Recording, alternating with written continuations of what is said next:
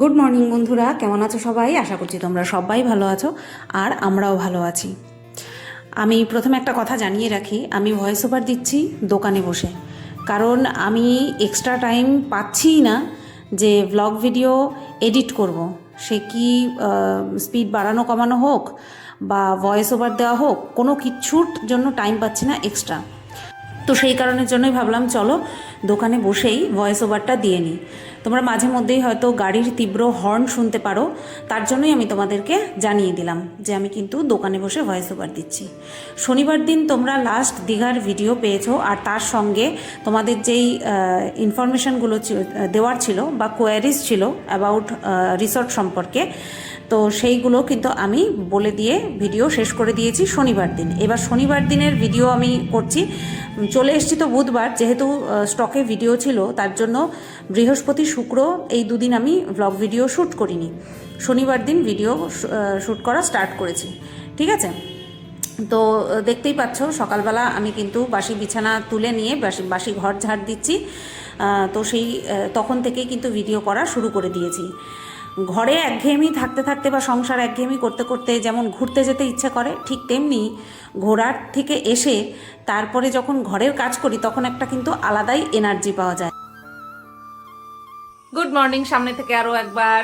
কেমন আছো তোমরা সবাই? আশা করছি তোমরা সবাই ভালো আছো আর আমরাও ভালো আছি। দীঘার ভিডিও এই কয়দিন ধরে পাচ্ছিলে, শনিবার দিন পর্যন্ত দীঘার ভিডিও তোমরা পেয়েছো, আর আজকে শনিবার আবারও ভিডিও করা স্টার্ট করেছি। আগামীকাল পেয়ে যাবে একদম ডে ওয়াইজ, কোনো রকম কোনো পুরনো ভিডিও নয়। আসলে ঘুরতে গেলে ভিডিও করব নাকি ঠিক মতন এনজয় করব সেটা হয়ে ওঠে না, সব একসাথে হয়ে ওঠে না। তো ভিডিও করেছি, এনজয়ও খুব করেছি, সেটা তো তোমরা বুঝতেই পেরেছো। আর তোমরা প্রত্যেকে ভীষণ ভীষণ ভীষণ প্রশংসা করেছো আমাদের হচ্ছে তোমার ড্রেস আপের, যে সুতপা তোমাকে সব ড্রেসে মানিয়ে যায়। তো প্রশংসা শুনতে কার না ভালো লাগে? তো আমারও সেরকমই ভালো লেগেছে। তো যাই হোক, আবারও রেগুলার কর্মব্যস্ততার মাঝখানে নিজেকে ঢুকিয়ে দিয়েছি। কি বলতো, না একঘেয়েমি সংসারে দিন যাপন করতে ভালো লাগে, না বেশিক্ষণ সংসারের বাইরে আবার ভালো লাগে, এটা ফ্যাক্ট। সত্যি এতবার ঘুরতে গেছি এরকমই হয়েছে, লাস্টের দিকে সংসারের জন্য মন টানছে। তার মানে এই না যে ঘোরাটা যে মানে এনজয় করেছি সেটা ব্যর্থ হয়ে গেছে, একদমই না। এই যে সংসারে ফিরে একটা আলাদাই এনার্জি পাওয়া যায় কাজে। তো যাই হোক, আজ হলো শনিবার আর এখন বাজে সকাল 8টা 19। আমি ব্রাশ ট্রাশ করে নিয়ে জল খেয়ে তারপরে ক্যামেরাটা ফ্রন্ট করে তারপরে বসলাম। আর আজকে হচ্ছে আরও একটা স্পেশাল দিন, সেটা হচ্ছে জামাই ষষ্ঠী। তো তোমাদের সকলকে এই শুভ জামাই ষষ্ঠীর প্রীতি শুভেচ্ছা, ভালোবাসা, আন্তরিক অভিনন্দন। আমার বয়সী যারা আছো তারা হয়তো এখনো শাশুড়ি হয়ে পারোনি তারা এখনো শাশুড়ি হয়ে পারোনি। আবার এরকম অনেক আছেন যারা কিনা আমার থেকে এই যে একটুখানি বেশি, তারা শাশুড়ি হয়ে গেছেন। তো তাদের আজকে অনেক চাপ। হ্যাঁ, শনিবার দিন আমার মনে হয় অনেকেই পালন করবে না, কারণ শনিবার দিন হয়তো অনেকেই নিরামিষ খায়, ঠিক আছে?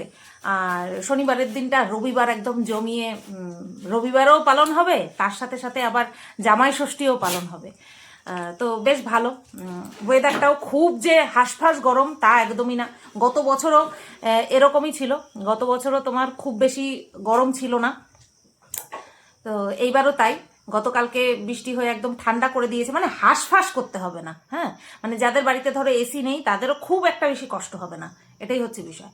এবার আমাদের কথা যদি জিজ্ঞেস করো, ওর এই সপ্তাহ ধরে ছুটিই নেই, এই সপ্তাহ ধরেও ছুটিই নেই। মানে আমরা ভীষণ রিস্কে দীঘায় ঘুরতে গেছিলাম, কারণ ও বলছিল এক অমাবস্যা আছে, অমাবস্যায় কোথাও ঘুরতে বেরোনো ভালো না, এর জন্যই আর কি। অমাবস্যা আছে, তারপরে জামাই ষষ্ঠী আছে, তারপরে হচ্ছে অডিট আছে ওদের। তো সেই কারণের জন্য ছুটি পাবে না ভাবছিল, তার মাঝখানেও পেয়ে গেছে। তো যাই হোক, ঘুরে তো চলে এসেছি। আর এই সপ্তাহটা ছুটিই নেই ওর। দেখা যাক। মা গতকালকে ফোন করেছিল, মা বাবা দুজনেই ছিল। তা বলছিল সোমবার আসবি না বুধবার আসবি, কারণ শনিবার দিন আমার বাপের বাড়িতেও নিরামিষ, ঠিক আছে? এবার সোমবার আসবি না বুধবার আসবি কেন বলেছে, সোমবার দিন আমার বাবার ছুটি থাকে আর বুধবার দিন ওর ছুটি থাকে। এইবার ও যখন দুপুরবেলা না রাত্রেবেলা ফোন করেছিল আমাকে, আমার মনে হয় মা বিকেলবেলার দিকে ফোন করেছিল, হ্যাঁ 4টে 4:30 দিকে ফোন করেছিল। তো এবার আমি ওর যখন বললাম, বলছে আমার এই সপ্তাহে তো অডিট, আমার তো ছুটিই থাকবে না। মানে এই কেলো করেছে। তো যাই হোক, এমনিতেও আমার মার শরীর ভালো না, তোমরা জানো। তো সেই কারণের জন্য আমরা দুই বোনের কেউই, আমরা বিবাহিত দুই বোনের কেউই মার উপরে প্রেশারাইজ করি না। আমরা এই আগে কি পালন করিনি? অবশ্যই পালন করেছি। আমরা যা যা খেতে ভালোবাসি তাই তাই রান্না করে খাওয়াতো। সব শাশুড়িই করে, এটা কোনো বড় ব্যাপার না। তারপরেও এখন যেহেতু শরীর খারাপ, এখন বলতেই ইচ্ছা করে না মাকে যে হ্যাঁ তুমি রান্না করো, আমরা আসছি। ইচ্ছাই করে না বলতে, কারণ শরীর খারাপ নিয়ে আমার কি করতে ইচ্ছা করবে রান্না? যতই মানে শরীর দেবে না, মনে ইচ্ছা করবে, বাট শরীরে দেবে না। সেই কারণের জন্যই এবার দেখা যাক, এই সপ্তাহে তো ছুটি হবে না। এবার মেজ বোনের সাথে আলাপ আলোচনা করি, কি করি না করি, তারপরে যদি যাই সেটাও তোমরা দেখতে পারবে, আর যদি না যাই সেটাও দেখতে পারবে। রইল পরে আমার ননদ-নন্দাইয়ের কথা। যেহেতু তাদের মুদি দোকান, আর এই সময়টাতে ভীষণ সেল থাকে, যবের থেকে মুদি দোকান দিয়েছে তবে থেকে ওই দিনের দিনে কিছু হয় না, আগে আর নয় পরে। আমার ননদ তো বলে ধুর এত বছর হয়ে গেছে আর কি, কিন্তু আমার শাশুড়ি মায়ের মন মানে না। তো হবে, আমাদের বাড়িতে হবে। সেটা হচ্ছে ওই জামাই ষষ্ঠীর দিন পার করে, আজকে জামাই ষষ্ঠী, এইবার আগামীকাল হবে কিনা জানি না। ওই শ্বশুর শাশুড়ি অপেক্ষা করবে ছেলের ছুটির দিনের জন্য, ছেলের যে এই সপ্তাহে ছুটি হবে না সেটা তো জানে না। এবার দেখা যাক কোন জায়গায় কোন বারে হয় না হয়, যতটুকুই হবে। আর যেখানেই জবে হবে সবটা তো আছেই, ক্যামেরাতে চলে আসবে। তো চলো, আজকে হলো শনিবার, আজকে আমাকে একদম ফুল রান্না করতে হবে। যেদিন বাড়ি এসছি, অর্থাৎ গতকালকে তোমরা ভিডিওতে দেখেছো যে আমি ওই অসুস্থ শরীর নিয়েও একটু করম চা দিয়ে ডাল করেছিলাম। এবার করম চা পারতে বলেছিলাম বরকে। এবার আমার যতটুকু করম চা লাগে, সে ডালের জন্য বলো চাটনির জন্য বলো, আমি এক্স্যাক্ট ততটুকুই পারি। এবার এরা তুলতে দিয়েছি, কি করেছে পুরো বাটি ভর্তি তুলে নিয়ে এসেছে। আমি কখনো ছোট করম চা তুলি না, এ বাজ বিচার করেনি, ছোট বড় সব তুলে ফেলেছে। আমি যদি জানতাম এরকম করবে তাহলে আমিই কষ্ট করে যেতাম তুলতে। বলছে রেখে দাও। আমি ঠিক আছে রেখে তো দেবো, কিন্তু বড় করম চা তো তুলতে পারতাম, ছোট ছোট কচি কচি করম চা। তো সেই করম চা রয়ে গেছে ফ্রিজে, করম চা দিয়ে ডাল করব, উচ্ছে কুমড়ো ভাজা করব, আর হচ্ছে তোমার আলু পটলের তরকারি করব। তো চলো রান্না করে যাই। বসে বসে 5 মিনিট কথা বলে নিলাম তোমাদের সাথে, চলো। তো দেখো বন্ধুরা, এই যে তোমাদের সঙ্গে একটুখানি গল্প করে নিয়ে চলে আসলাম কিন্তু রান্নাঘরে। তো এই যে 2-3 বার ভালো করে কচলে নিয়ে তারপরে ভাতটা কিন্তু আমি বসিয়ে দেব। কি হয়েছে বুঝতে পারছি না, আমার আন্দাজে ভুল হওয়ার তো কথা নয়, কারণ দীর্ঘ 12 বছর ধরে আমি সংসার করছি। তো তার জন্য কিন্তু আমার কিন্তু যে কোনো বিষয়ে 2 থেকে 3 দিনের মধ্যে আমার আইডিয়া চলে আসে। তো সেখানে কিছু তো একটা প্রবলেম হচ্ছে। যাই হোক, নির্দিষ্ট পরিমাণ চাল নিই, তারপরেও একটুখানি কম হয়ে যাচ্ছে। তো তার জন্য আমাকে আবার ভাত বসাতে হচ্ছে। তো সেই কারণের জন্যই গতকালকে চাল ভেজানোর সময় 1 মুঠ চাল বেশি নিয়েছি। ও মা, যেই 1 মুঠ চাল বেশি নিয়েছি তখন দেখি অনেকটা ভাত রয়ে গেছে। এই রকমই অবস্থা হচ্ছে আর কি। তো যাই হোক, ভাত করছি, আর করব হচ্ছে ডাল। করম চা দিয়ে ডাল করব। তোমাদেরকে তো বললাম যে করম চা 1 গাদা বর পেরে রেখেছে, আমাকে আর নতুন করে গাছ থেকে পাড়তে যেতে হবে না। তো ফ্রিজ থেকে বের করে নিয়ে কেটে কুটে তারপরে ডালটা করব আমি। তো যাই হোক, এইবার ডালটা বসিয়ে দিয়েছি। এইবার ডালের মধ্যে একটা আলু সেদ্ধ দেবো ভাবছি, কারণ কর্তামশাই ডাল দিয়ে আলু সেদ্ধ দিয়ে খেয়ে যাবে, আলু মাখা দিয়ে খেয়ে যাবে। শনিবার শুধু শুকনো লঙ্কা দিয়ে মাখতে পারবো, পেঁয়াজ দেবো না। তো আমার তো ওটাই বেশি ভালো লাগে। যাই হোক, আমার বর আবার আলু চোখা ভালো খায়, যেটা কিনা শুকনো লঙ্কা আর পেঁয়াজ ভেজে যেটা মাখা হয় সেটা বেশি ভালো খায়। বাট আমার কিন্তু শুকনো লঙ্কার যে গন্ধটা না, ভাজা শুকনো লঙ্কার গন্ধটা, ওটা দিয়েই আমার খাওয়া হয়ে যায়। আমার পেঁয়াজ নিলে পরে আমার ভালো লাগে না। তো যাই হোক, এইবার ডাল বসিয়ে দিচ্ছি। এই যে দেখো, লবণ দিয়ে দিলাম। আর এই যে মাঝখানের ওভেনটা না একটুখানি প্রবলেম করছে, তোমাদেরকে দেখিয়ে দিলাম করম চাটা। এবার তোমাদেরকে কিছু কথা বলবো, তার আগে বলে নিই, মাঝের যে ওভেনটা সেটা একটুখানি প্রবলেম হচ্ছে। লো করতে যখন যাচ্ছি, মানে আঁচটা যখন কমিয়ে দিতে যাচ্ছি, নিভে যাচ্ছে। যাই হোক, কোনো প্রবলেম হয়েছে। তো এই যে তোমরা দেখতে পেলে করম চা, এটা কিন্তু আমি ফ্রিজ থেকে পাইনি। কেন বলো তো? ফ্রিজ খুঁজে তন্ন করছি, করম চা নেই তো নেই। কারণ আমি নিজের হাতে করম চা ছোটো বাটিতে ট্রান্সফার করে ফ্রিজে ঢুকিয়ে রেখেছিলাম। বর ছিল না ঘরে তখন, কোনো কাজে হয়তো বাইরে গেছিলো। তো এবার আমি তো খুঁজছি তন্ন করে, এবার বুঝতে পেরেছি ফ্রিজে আমার করম চা নেই। তাহলে করম চা কোথায়? নিঘাত ওপরে দিয়ে এসছে, ওপরে তাহলে ব্যবহার করা হয়ে গেছে। তো এবার আমি কি করব, ওই কটা করম চা গাছ থেকে পেরে নিয়ে এসে তারপরে কেটে কুটে এখন জলে ভিজিয়ে ধুয়ে রাখবো, জলে ধুয়ে তারপরে ভিজিয়ে রাখবো, সরি। তো এইবার কি হয়েছে, বর এসছে পরে আমি বরকে জিজ্ঞেস করেছি যে কি গো, এক গাদা করম চা পারলে, আমি তো ফ্রিজে রেখেছি, করম চাগুলো কোথায়? বলছে আমি তো করম চা উপরে দিয়ে এসছি। আমি তখন একটাই কথা বললাম যে তুমি দিয়ে এসছো, আমার একটুখানি তো জানাতে পারতে যে করম চাগুলি কিন্তু আমি উপরে দিয়ে আসলাম, তোমার যদি প্রয়োজন পড়ে তুমি উপর থেকে নিয়ে আসবে। এবার চুপ করে আছে, কারণ আমি তখন সকালবেলা তাড়াহুড়ো বেঁধে যায়, তার মধ্যে আমার দোকানে যেতে হবে, আর শনিবার দিন রান্নার চাপটা আমার বেশিই থাকে। তো তার জন্য মাথাটা একটু স্বাভাবিক গরম তো হবেই, কারণ ওই করম চা খুঁজতে গিয়েই আমার অনেকটা সময় চলে গেছে। তো যাই হোক, তো করম চার ডাল করব, আর হচ্ছে তোমার আলু চোখা করব, তোমাদেরকে তো বলেই দিলাম। আর করব হচ্ছে উচ্ছে কুমড়ো ভাজা। এইবার উচ্ছে কুমড়ো ভাজার মধ্যে না কুমড়োর পরিমাণ যদি বেশি হয়ে যায় আমার মাথা গরম হয়ে যায়, আমার খেতে ভালো লাগে না। উচ্ছে ভাজা আমি শুধু খেয়ে নিতে পারবো, মানে উচ্ছে ভাজা দিয়ে ভাত খেয়ে নিতে পারবো, কিন্তু উচ্ছের মধ্যে কুমড়ো আমার ভালো লাগে না। কিন্তু এই বাড়িতে সবাই উচ্ছে কুমড়ো খায়, ও যেহেতু খায় তার জন্য আমি করি। এবার কুমড়োটা না এক ভাগ কেটেছি, কাটার পরে দেখি কি বেশিই হয়ে যাচ্ছে কুমড়ো। তো তার জন্য পরে কিছু কুমড়ো আমি উঠিয়ে রেখেছিলাম ছোটো বাটিতে। ভয়েস ওভার যখন দিচ্ছি, এটা হচ্ছে শনিবারের ভিডিও, আর আমি ভয়েস ওভার দিচ্ছি সোমবার। এই যে দেখো কুমড়ো বেশি হয়ে গেছে, কুমড়ো আমি সরিয়ে রাখছি। সেই কুমড়ো সদ্গতি এখনও আমি করতে পারিনি এখনও। তো এই যে ছোটো বাটিতে একটা তুলে রাখলাম। আর এইবার হচ্ছে পটল কাটবো। তো পটলের মধ্যে কাঁকরোল ঢোকানো ছিল, তো কাঁকরোলগুলো বের করে রাখছি। তুমি কি করম চা উপরে দিয়েছো? ও, আমি আরো ফ্রিজ খুললে ভাবতেছি করম চাটি গেল কই। আমি জানি না তো, বাবাই ফোন করছিল আবার, বললো কালকে তো আর কিছু জানাইলি না, তুমি করলে না, এত রাত হয়ে গেছে, ফোন করতে না। না অত কথা না, পটলটা পাকা, এই তো আমার মাথা গরম হইবে, ওপরে কাঁচা ভেতরে কাঁচা। তাই এবার আমি কইলাম যে তোমার তো এই সপ্তাহে ছুটিই নাই, আর এটা কি পটল আনছে এটি?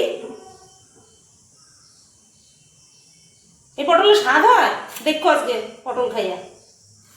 তো কইলাম এখন বৃহস্পতিবার দিন যদি পায় অর্ধেক পাইবে, তাহলে তার কইলাম বৃহস্পতিবার দিন নিয়ে, তখন আমি কইলাম মা শরীর খারাপ, এই অবস্থায় খাওয়া দাওয়া ভালো দেখায়, তাই কইতাছে না আয়।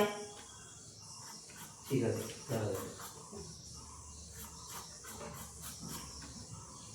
এইদিকে ভাতগড় দিয়ে দিলাম, আর এদিকে এই যে ডাল সম্বাদ দিয়ে দিলাম। কোথায় গেলে?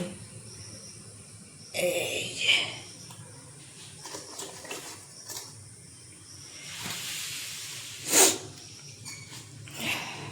আর এই যে হচ্ছে আলু সেদ্ধটা এই বাটিতে রেখেছি, আর একটা শুকনো লঙ্কা আর সর্ষের তেল, মানে শুকনো লঙ্কা ভাজা তেল, ঠিক আছে।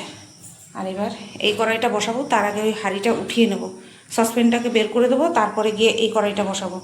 এই যে উচ্ছে কুমড়ো ভাজা, 2 তারিখে উচ্ছে কুমড়ো কেটে নিয়ে ধুয়ে রেখেছি, আলু ধুয়ে রেখেছি, টমেটো ধুয়ে কেটে রেখেছি, আদাটা গ্রেট করব, পটলটা এখনও ধোয়া হয়নি, ঠিক আছে। চলো সেরে নিই কাজগুলো অফ ক্যামেরা।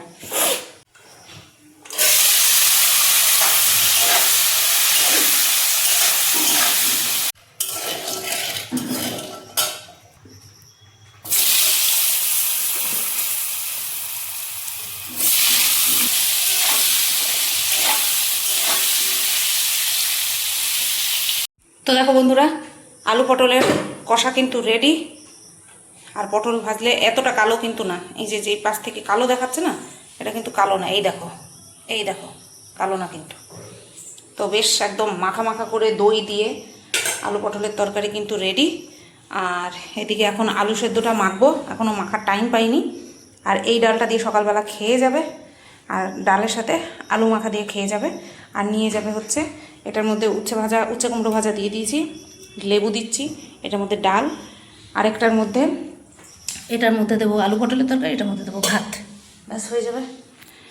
চলো, ও লোভনীয়। অনেকক্ষণ পর ব্লগ ভিডিওর জন্য ক্যামেরা খুলে তোমাদের সামনে আসলাম। তোমাদের টাইম বলি, রাত 10:15 বাজে।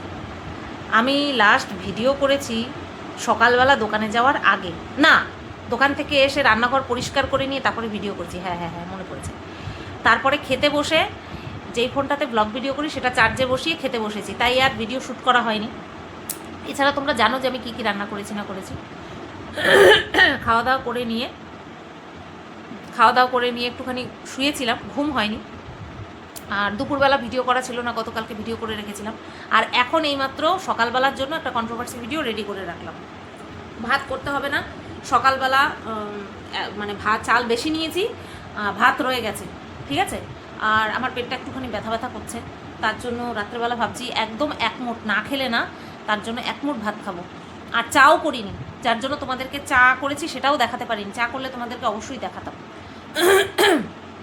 বাড়িতে এসেছি দোকান থেকে, দোকানে গেছি 6টা 6:30 নাগাদ, আর বাড়িতে এসেছি হচ্ছে তোমার 9:15 নাগাদ। এসে শেরুকে খাওয়ানো, পাম্প চালানো, তারপরে হচ্ছে তোমার হ্যাঁ ভাত বসানো ছিল না আজকে, নিয়ে করে নিয়ে একটুখানি শুয়েছিলাম, শুয়ে উঠলাম। তারপরে ভাবলাম যে না, ভিডিও না করলে তো হবে না, ব্লগ চ্যানেল এই কন্ট্রোভার্সি চ্যানেলে ভিডিওটা অন্তত করে রাখি।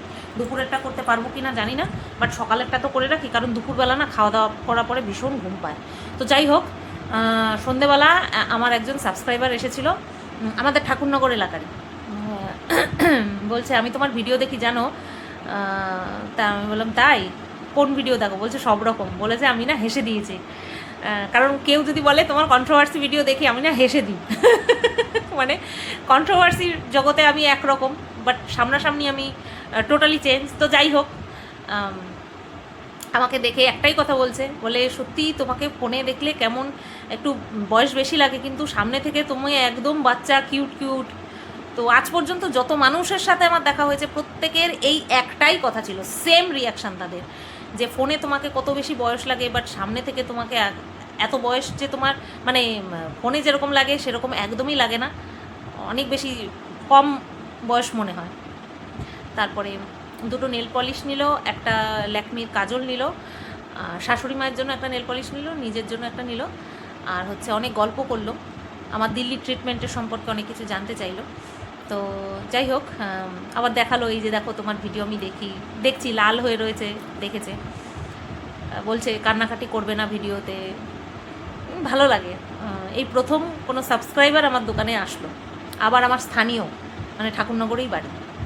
ওর মেয়ের জন্য ল্যাকমির কাজল নিয়ে গেছে, বলছে এর আগে তোমার দোকান থেকে আমার বোন নিয়ে গেছিলো, কাজলটা খুব ভালো ছিল, তাই আমি আবার নিতে আসলাম, ওটা শেষ হয়ে গেছে। আমি বললাম বোন, ফট করে বললো এই যে এখানটায় মেডিসিনের দোকান আছে। আমি বললো ও হ্যাঁ হ্যাঁ হ্যাঁ মনে পড়েছে, বলো ওটা তোমার বোন? বলছে হ্যাঁ। তো বোনও আসলো, ইউপিআই তো কোনো গণ্ডগোল হচ্ছিলো, অনলাইন ট্রানজাকশান হচ্ছিলো না, বোন এসে তারপরে বিলটা মেটালো। তো এই তো বলছে দোকান কতদিন বন্ধ ছিল? আমি বললাম ঘুরতে গেছিলাম। বললো আচ্ছা। এই তো, হ্যাঁ, তো চলো এখন আপাতত রাখি, আবার যদি পরে আসার হয় তাহলে আসবো। ভিডিওটা এন্ড করা হয়নি, তোমাদের সাথে কথা বলছিলাম বলে বললাম যে পরে আসছি বলে আর ক্যামেরাটা অন করিনি, কারণ অনেক লেট হয়ে গিয়েছিল। কর্তামশাই বাড়ি এসছে কালকে অনেক রাত করে, 10:30 বাজে, তখন আমি ফোন করেছি কোথায়, বলছে এই আমি ট্রেনে উঠছি। আমি বললাম বলো কি, এখন ট্রেনে উঠছো? বেরিয়েছো তো সেই কখন? বলছে হ্যাঁ ট্রেনের গন্ডগোল আছে, বলতে বলতে বলছে রাখো ট্রেন ঢুকছে। তারপরে রেখে দিলাম। তারপরে মাঝপথে আমাকে একটা পাঠালো, কি যেন বলে, ফেসবুক থেকে একটা ছবি স্ক্রিনশট নিয়ে পাঠালো। দেখলাম মধ্যমগ্রামে রেল লাইনের উপরে দেহ কাটা পড়েছে, বুঝতে পেরেছে? এবার এটা অ্যাক্সিডেন্টও হতে পারে, আবার স্বইচ্ছায়ও হতে পারে, কারণ মানুষের জীবনে জ্বালা যন্ত্রণার তো অভাব নেই। এবার অনেকে আছে সেই জ্বালা যন্ত্রণা সহ্য করে নেয় বা উতরানোর চেষ্টা করে, ওভারকাম করার চেষ্টা করে। অনেকে সহ্য করতে পারে না, হেরে যায়, জীবনের কাছে হেরে যায়। তো এরকম কেস তো প্রচুর আছে। তো সেটাও হতে পারে, আবার অ্যাক্সিডেন্টালও হতে পারে। তো মানে এমনভাবে কাটা পড়েছে, রেললাইনে আটকা পড়ে গেছে, তার জন্য ট্রেন চলাচল বেশ অনেকক্ষণের জন্যই ব্যাহত হয়েছে আর কি। তার জন্য গতকালকে রাত্রেবেলা আসতেও দেরি করেছে। আমি যখনও বললো যে ওর আসতে দেরি হবে, তখন আমি ওই 11টার দিকে খেয়ে নিয়েছি, এক মুঠ ভাত খেয়েছি। আর কালকে রাত্রে ভাতও রান্না করতে হয়নি, মনে হয় তোমাদের বলেছি। তারপরে বর আসলো, ওকে খেতে দিয়ে ও টিফিন বাটিগুলি গুছিয়ে নিলাম। ও একদিকে খেলো আর আমি একদিকে ও টিফিন বাটি মেজে টেজে গুছিয়ে নিয়েছি। তো এই তো, তারপরে কালকে রাত্রেবেলা আমি আর ছোটো বোন একে অপরকে পাল্লা দিয়ে ইনস্টাগ্রামে রিলস দেখছি আর পাঠাচ্ছি, আর হেসে হেসে মরছি, বাপরে বাপ, মানে সব ফানি রিলস পাঠাচ্ছিলাম। তো যাই হোক, গতকালকের ভিডিওটা আজকে এন্ড করছি। আজকে হলো রবিবার, আজকে এখনও ভিডিও শুরু করিনি। তো ভিডিও শুরু করব, ভাবলাম যে আগের দিনেরটা কমপ্লিট করে নিই তারপর। তো চলো, শনিবারের ভিডিওটা এই পর্যন্তই রাখলাম। সবাই তোমরা ভালো থেকো, সুস্থ থেকো আর সাবধানে থেকো। কালকে ওটা শোনার পর থেকে না, মানে যখন বললো যে ওরকম বডি কাটা পড়েছে, আমার খুব খারাপ লাগছিল। কারণ আমার জীবনেও তো কম জ্বালা যন্ত্রণা নেই। মনে হয়নি, বলবো না যে কোনো সময় আমার মনেই হয়নি যে নিজেকে আমি নিজের কোনো কিছু করে দিই। হ্যাঁ, মনে হয়েছে আবার নিজেকে সেখান থেকে টেনে হিঁচড়ে বের করে নিয়ে এসেছি, আবার লড়াইতে নেমেছি। তো হয়, এরকম হয়, প্রত্যেকটা মানুষের সাথেই হয়। তো যাই হোক, ভিডিও শেষে একটাই কথা বলবো যে বেঁচে থাকার নামই জীবন। হেরে গেলে তো সব শেষই হয়ে গেল। যতদিন নির্দিষ্ট আয়ু নিয়ে এসছি, জীবনটাকে উপভোগ করে যাই। আর জীবন উপভোগ করার মানে এটা না যে শুধুমাত্র খুশি, সুখ, আনন্দ এটা উপভোগ করব। দুঃখ ছাড়া সুখ একদম মানে মিনিংলেস, ভ্যালুলেস। তাই সবটাকেই উপভোগ করতে হবে, ঠিক আছে? হ্যাঁ, আনে দো জো হোগা দেখা জায়গা, এই একটা ভাব মনের মধ্যে সবসময় রাখতে হবে। হ্যাঁ, কোনো কোনো সময় এক্সেস হয়ে যায়, কিন্তু সেই সময়টাতে চুপ করে থাকাটাই বেটার। তো চলো, ভালো থেকো, সুস্থ থেকো সবাই।